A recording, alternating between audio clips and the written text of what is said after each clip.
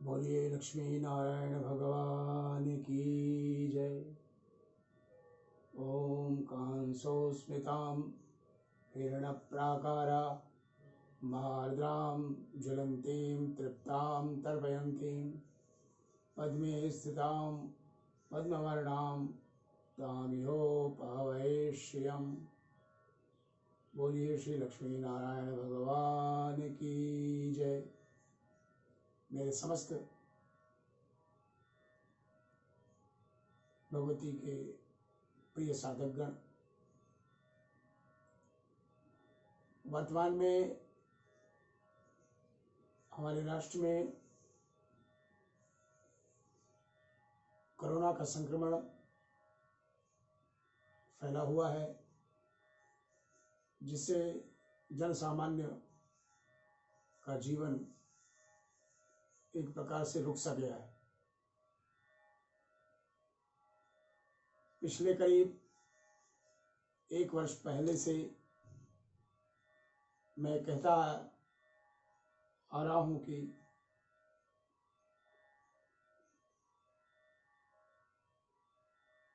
विगत 23 जनवरी 2020 जो ही बीती है से शनि जो मकर राशि पे आया है और बृहस्पति की निर्बलता हुई है, इस शनिजन्य दूषण के कारण से पूरे विश्व में संकट की स्थिति उत्पन्न हुई है। लेकिन इससे परेशान होने की आवश्यकता नहीं है, क्योंकि अगर हम प्रभु से जुड़े रहेंगे तो हमें बहुत बड़ा संबल और उनकी दृष्टि में रहेंगे।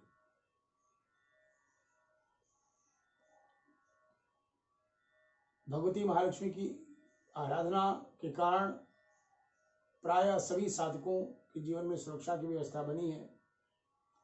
फिर भी कुछ व्यक्तिगत जो शनिजन्य दूषण है जिन साधकों में है और जिनके लिए मैं विगत लगभग अगस्त 2019 से इंगित करता आया हूं कि उस शनिजन्य दूषण का विधिवत शमन जब तक मकर और कुंभ इन 2 राशियों पर विचरण होगा तो कराऊंगा। तो जहां जहां के जो साधक जुड़े हैं, जब मेरा आगामी प्रवास वहां होगा तो उन सब चीजों को संपन्न मैं कराऊंगा, लेकिन उनके जीवन में कोई असुविधा ना आए, इससे भगवती की आराधना ही मूल कारण है। और अभी कुछ दिनों पहले मैंने एक हनुमान जी का मंत्र दिया है सुरक्षा के लिए। वर्तमान में जो हमारे लॉकडाउन की स्थिति बनी है, भारत सरकार ने बड़ी शीघ्रता से सारे कदम उठाए। हमारे लिए हमारे माननीय प्रधानमंत्री श्री नरेंद्र मोदी जी ने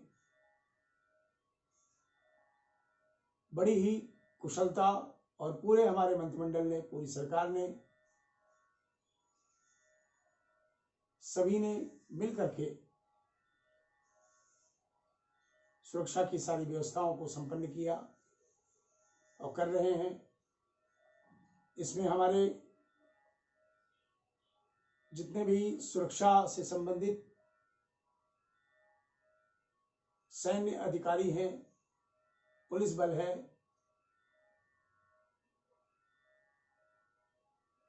स्वास्थ्य से संबंधित जितने भी डॉक्टर हैं, नर्स हैं और मेडिकल स्टाफ हैं, मैं उन सबको बहुत बहुत धन्यवाद देना चाहूँगा कि हम लोग तो अपने अपने घरों में बैठे हैं, लेकिन वो बेचारे अपने घरों से बाहर रह करके पूरी तन्मयता से सेवा में लगे हैं। ये हमारे लिए बहुत प्रशंसनीय, उनके लिए प्रशंसनीय बात है पूरा राष्ट्र उनके प्रति कृतज्ञ रहेगा।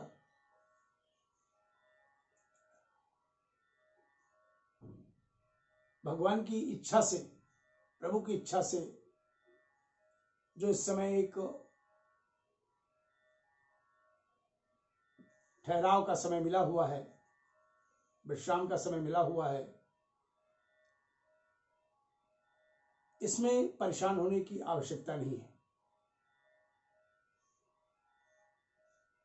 ऑफिस में, दुकान में, फैक्ट्री में, अपने काम धंधे में रह करके हम इतने व्यस्त हो जाते हैं कि हमें अपने विकास के लिए, अपने परिवार के विकास के लिए समय नहीं मिल पाता। यदि किसी प्रकार से प्रभु की इच्छा से यह समय हम लोगों को मिला है तो ये इसका सदुपयोग करें। बच्चों के बीच में रह के, परिवार के बीच में रह करके बच्चों को संस्कार देना, हमारे महान संस्कृति के विषय में उनको बताना, उनको ज्ञात कराना, उनका स्वानुभव करना, जिससे उन बच्चों का भविष्य और हमारे राष्ट्र के भविष्य में एक सूर्यता मिल सके। जैसे कोई पथिक एक लंबी यात्रा पर निकला है और चलते चलते वो थक जाता है, तो किसी वृक्ष की छांव में बैठ करके उस छांव में थोड़ी देर विश्राम लेता है। उसी प्रकार से जीवन की लंबी आपाधापी दौड़ धूप के बीच में भगवान की ही कृपा से, भगवान की इच्छा से थोड़ा विश्राम करने का अवसर मिला है। इसके लिए प्रभु की इच्छा सर्वोपरि। बहुत से लोग इसमें सोचते हैं कि हम खाली बैठे हैं, समय व्यर्थ हो रहा है। आप विचार करें, क्या आप अपने बच्चों को उनके विकास के लिए, अपने भावी जीवन की सारी अर्थव्यवस्था को, सारे जीवन को ठीक करने के लिए क्या आपने इस समय का सदुपयोग कर रहे हैं? जीने की एक नई स्फूर्ति, शक्ति का संचय करें। यह समय सोने के लिए या आराम फरमाने के लिए नहीं मिला है, क्योंकि वो चीजें तो हम कितनी भी दौड़ धूप रहते हैं फिर भी हमको समय मिल जाता है।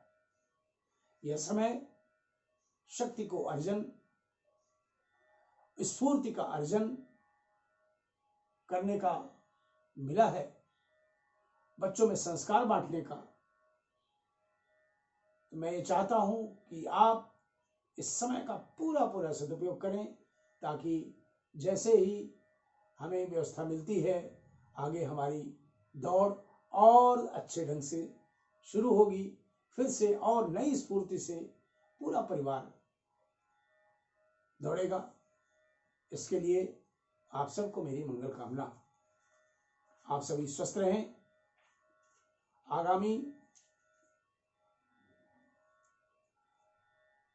अक्षय तृतीया, आखा तीज, वैशाख शुक्ल तृतीया दिन रविवार, तदनुसार 26 अप्रैल 2020 को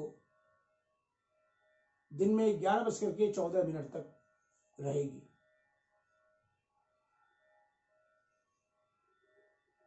सतयुग और त्रेता युग का आरंभ अक्षय तृतीया को हुआ। लक्ष्मी नारायण भगवान का पूजन करने का यह बड़ा सुंदर अवसर है। अक्षय धन को प्राप्त करने का, अक्षय कोष को, अक्षय पुण्य को प्राप्त करने का वर्ष का एक बड़ा सुनहरा मौका मिल रहा है। भगवान नर नारायण, हयग्रीव, परशुराम जी के रूप में भगवान ने अवतार लिया। इसी दिन महाभारत का युद्ध भी समाप्त हुआ था और इसी दिन भगवान वेद व्यास जी ने महाभारत को लिखना शुरू किया। शिव जी इसी दिन कुबेर को भगवती महालक्ष्मी की आराधना में लगाए थे। पांडवों में युधिष्ठिर को अक्षय पात्र इसी दिन मिला। मां अन्नपूर्णा भी इसी दिन अवतरित हुई। साथ में मां गंगा भी स्वर्ग से पृथ्वी की ओर इसी अक्षय तृतीया को प्रस्थान किया। ये स्वयं सिद्ध मुहूर्त है। इसमें भगवान लक्ष्मी नारायण भगवान का पूजन, दान, व्रत करने का विधान है। अपनी दरिद्रता, दोष, अशुभता को नष्ट करने का और भगवान से अपने जीवन में सद्गुणों को बढ़ाने का अवसर, ये वरदान पाने का अवसर है। अस्याम तिथौ क्षयमुपरति ऋतं न दृष्टम तेना क्षयति कथिता मुनिभिस्तृतीया उद्दिश्य दैवत पितृन् क्रियते मनुष्यैः तत् अक्षयम भवति भारत सर्वमेव। इस अक्षय तृतीया का, आखा तीज का बड़ा महत्व है।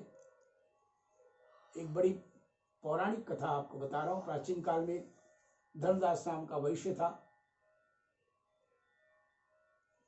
एक बार गंगा स्नान करने गया। विधिवत वहां देवी देवताओं का पूजन, ब्राह्मणों को दान किया। उसके मन को बड़ी शांति मिली। उसने संकल्प लिया कि इस दिन मैं सत्कर्म यथासंभव जितना हो सकेगा करूंगा, और जीवन में नियम अपना लिया।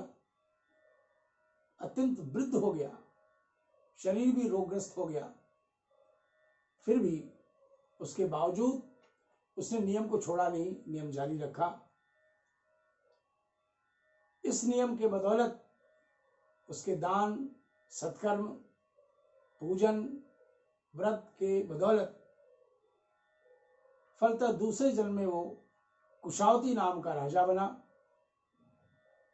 पूर्व के कर्मों के अनुसार बड़ा धनी, प्रतापी। कहते हैं कि प्रत्येक अक्षय तृतीया को त्रिदेव भी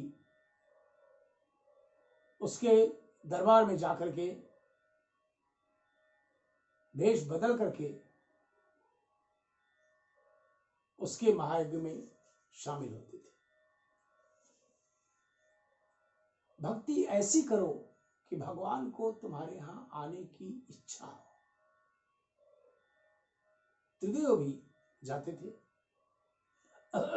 राजा में कभी अभिमान नहीं आया।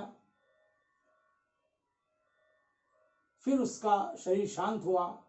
आगे जाकर के वो कलयुग में राजा चंद्रगुप्त के रूप में आया, जिसने भारत का इतना सुंदर अपने गुरु चाणक्य के सन्निधि में विकास किया।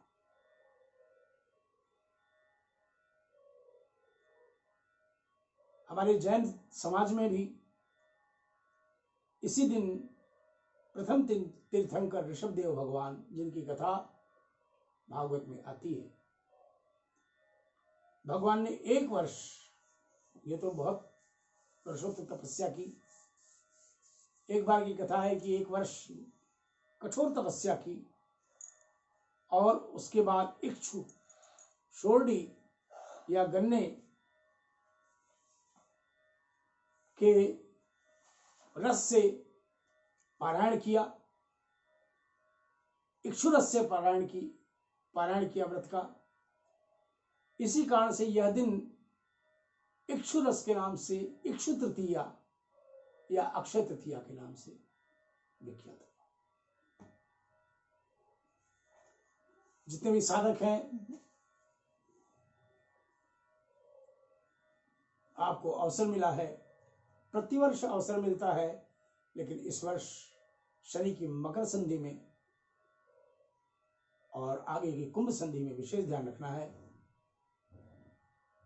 हम इस दिन भगवती का पूजन, भावपूर्वक पूजन करेंगे और पुनः स्मरण, आगामी 26 अप्रैल 2020 दिन रविवार, मुहूर्त क्या रहेगा? प्रातः काल वृष लग्न, स्थिर लग्न, जिसका लग्न शुक्र अर्थात धनदायक ग्रह। तो प्रातः 6:32 से लेकर के प्रातः 8:28 तक वृष लग्न रहेगा। पंचांगों में कुछ भिन्नता के कारण यह समय थोड़ा सा कुछ 1 मिनट आगे पीछे, लेकिन हमको स्थूल भाव से रखना है। 6:32 से प्रातः 8:28 तक वृष लग्न में पूजन करना है भगवती का। पूजन करने कैसे करना है? सर्वप्रथम भगवती का पंचोपचार पूजन पति पत्नी सब मिलकर के करेंगे। मेरी इच्छा है कि आप सभी बच्चे, बहुएं, पोते पोतियां, संयोग से आप लोग का पूरा परिवार इस समय है, उपलब्ध है, इसका पूरा लाभ लें। इस पूजन में उन सब का समाहन करें, उन सबको अवसर दें, क्योंकि उनके में संस्कार पनपेगा। जो भगवती महालक्ष्मी ने खजाना प्रसाद आपको दिया, वो खजाना प्रसाद आप साधक के रूप में प्राप्त किए, लेकिन वो थाती आपके पूरे कुलवंश के लिए है। और अंत में वो खजाना प्रसाद आपकी पीढ़ी दर पीढ़ी बच्चों को, उनके बच्चों को, उनके बच्चों को भगवती का आशीर्वाद आपके माध्यम से जो मिल रहा है।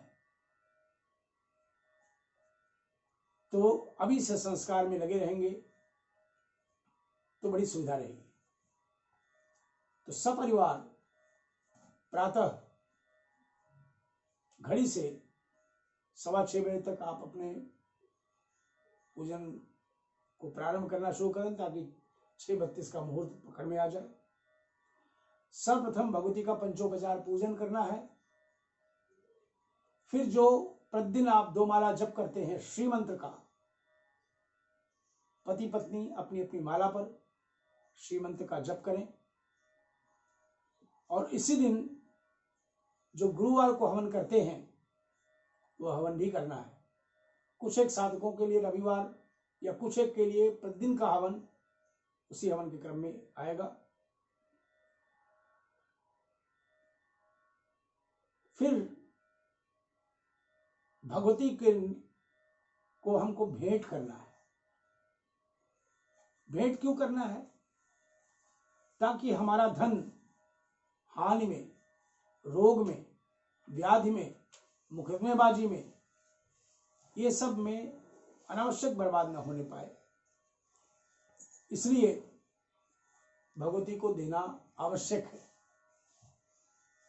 ताकि आपको उसका अनंत गुना भगवती दें।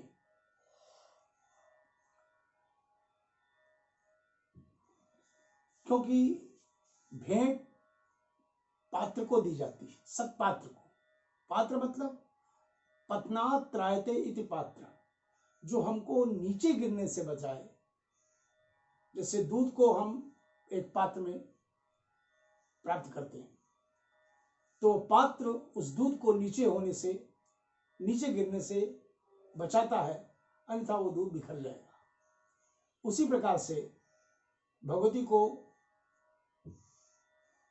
भेंट देनी है दरिद्रता के नष्टार्थ, दरिद्रता को नष्ट करने के लिए और सुख समृद्धि धन को बढ़ाने के लिए। भेंट जब भी दें आप तो उस समय तैत्तरीय उपनिषद का बहुत सुंदर वचन है, उसका पालन करना जरूरी है। श्रद्धया देयम अश्रद्धया अदेयम श्रिया देयम रिया देयम संविदा देयम। श्रद्धया देयम, श्रद्धा से दे। भगवती ने आपको इस लायक बनाया है कि आप भगवती को कुछ अर्पण करें, तो श्रद्धा से। श्रद्धा न हो तो अश्रद्धया अदेयम, श्रद्धा ना हो तो मत दीजिए, क्योंकि वो स्वीकार नहीं होगा। क्रियाएं दो होती है, देना और लेना। हम भगवती को भेंट करते हैं, लेकिन भगवती उसको स्वीकार करें। श्रद्धा होगी तभी, श्रद्धा नहीं होगी तो स्वीकार नहीं होगा। दुर्योधन को मेवा त्यागो साग विदुर घर खाए।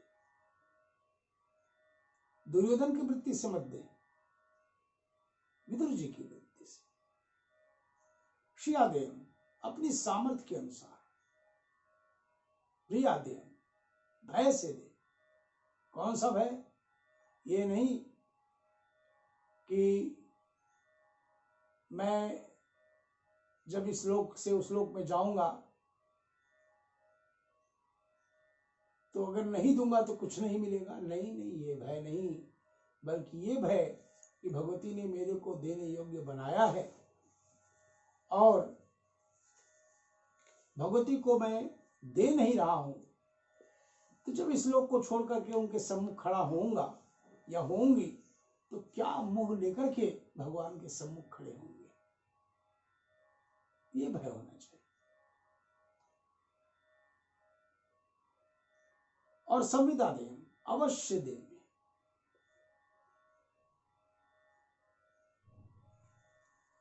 तो जिनको खजाना प्रसाद मिला है उनको 4 अवसर बसंत पंचमी पर आपने भेंट दिया होगा। दूसरा अवसर आकातीस अक्षय तृतीया, अभी जो पड़ेगी रविवार को। तीसरी भेंट विजयादशमी,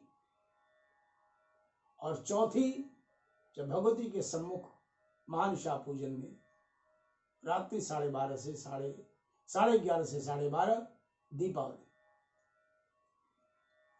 जिनको खजाना प्रसाद मिला है उनको 21 रुपए एक पीले रंग की के छोटे से वस्त्र में कपूर रख करके भगवती के चरणों में अर्पण कराना है। अर्पण पूरे परिवार के लोग मिलकर करें। साधक पति पत्नी के माध्यम से वो अर्पण करेंगे। उससे पहले भगवती का ध्यान करना होगा। मूल रूप से उसमें महागणपति का ध्यान करना होगा। मैं मंत्र बोल रहा हूं, उस मंत्र को श्रवण करते हुए और आगे एक मंत्र जो मैं बोलूंगा उसको बोलते हुए धन को देना है। जिनको खजाना प्रसाद नहीं मिला है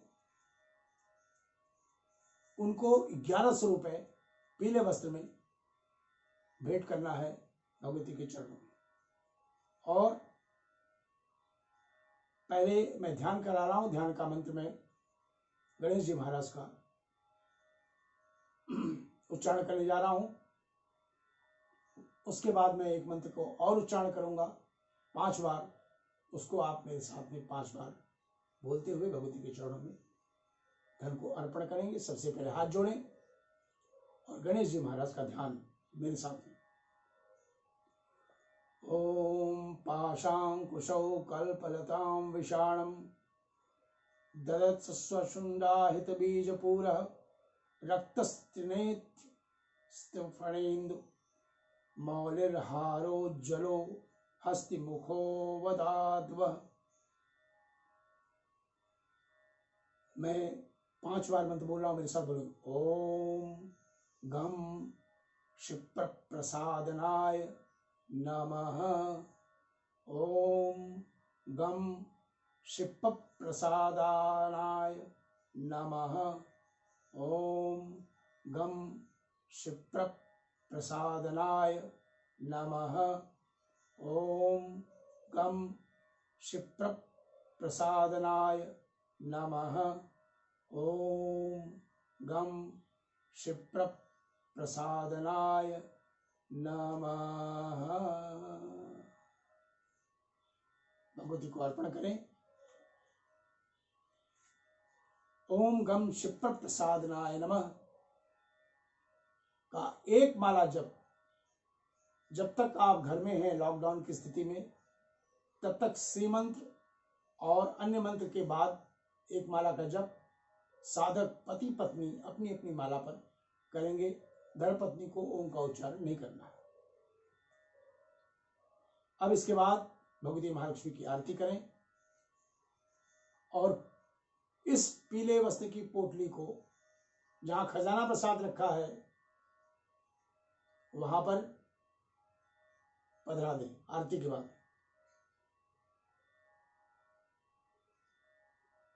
इसका प्रयोग आगामी पूजन में ही, महालक्ष्मी के पूजन में ही आपको करना है। जिनको खजाना प्रसाद नहीं मिला है उनको जहां धन रखते हैं वहां पर इस पोटली को रखना है। महालक्ष्मी के पूजन में उसको प्रयोग करना होगा। आगे कई लोगों की ये जिज्ञासा थी, मुझे सूचना मिली कि धन कैसे रखा जाए। सर्वप्रथम जो आप धन रखते हैं तिजोरी में, लॉकर में, वो जिस घर में निवास करते हैं या घर छोटा है तो उसके उत्तर हिस्से में, मध्य उत्तर, ये कुबेर स्थल होता है। जितने व्यापारी हैं, जो भी काम करते हैं, ये सभी के लिए, ये केवल हिंदू के लिए नहीं, धन का नियम बता रहे हैं। मध्य उत्तर में तिजोरी लॉकर होना चाहिए। 3 दिशाओं का प्रयोग होना चाहिए। दक्षिण दिशा का प्रयोग बिल्कुल नहीं होना चाहिए। जिस समय आप तिजोरी अपनी खोलें, तिजोरी को खोलते समय साधक का मुख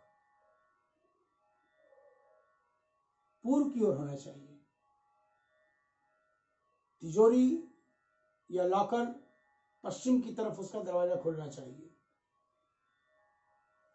धन रखना है उसके मध्य उत्तर में। मध्य उत्तर में जो धन रखना है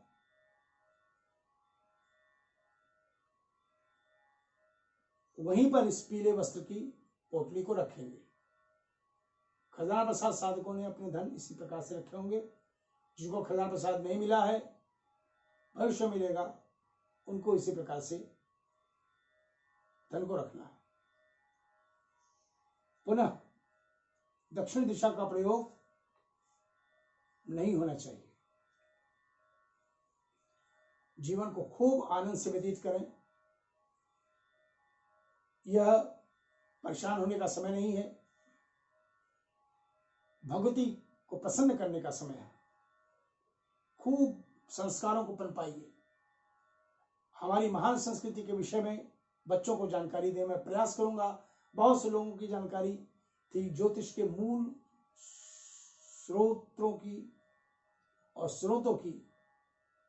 मैं प्रयास करूंगा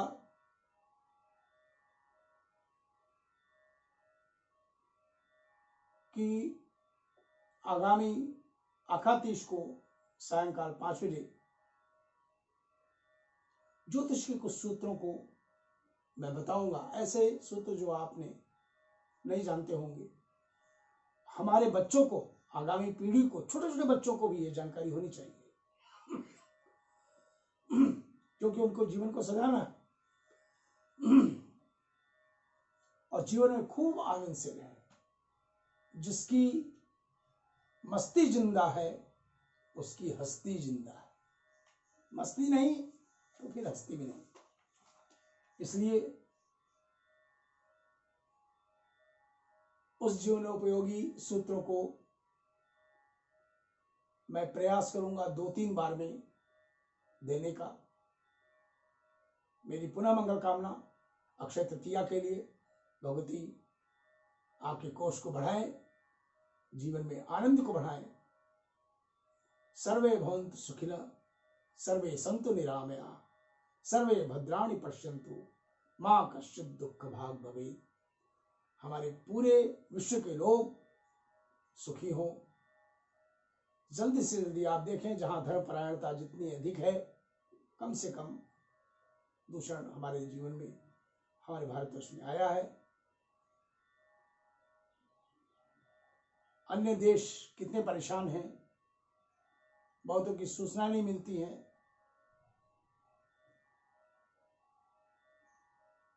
तो इस सकारात्मक ऊर्जा से जीवन को व्यतीत करें। पुनः सभी साधकों को, सभी को भगवत की कृपा मिले।